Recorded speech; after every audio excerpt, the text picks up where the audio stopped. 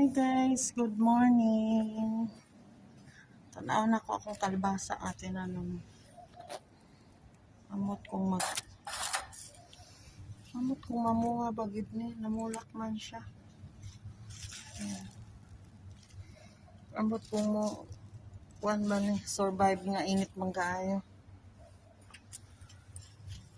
Namulak siya. Diba? Kini siya guys. Abot unsa ni siya nga kahoy, nagapamulak siya. Kaso lang maka-allergic ko kay nung isang araw, inamoy ko mabango. Mabango siya, kaso lang nagkalagnat ako at saka kuan ako yung sinipon. Allergy yata ako sa amoy.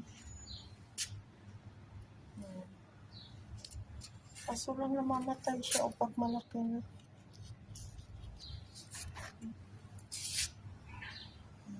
Kalbasa.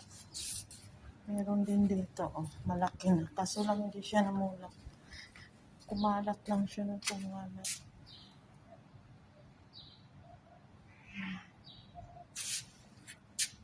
Sa flower pot ko lang nilalagay. Nandito yung mga pusa kasi mainit. Hindi na makapasok sa duwan niya kaya nirepair na yung duwan niya, binago. Kaya dito sila sa labas. Ginawaan ko ng paraan na hindi sila mainitan. Gumawa ako ng yelo, ng maraming yelo, tapos nilalagay ko doon. Malamig na. Mainit? Nainitan si Lily. Ay, naku Lily.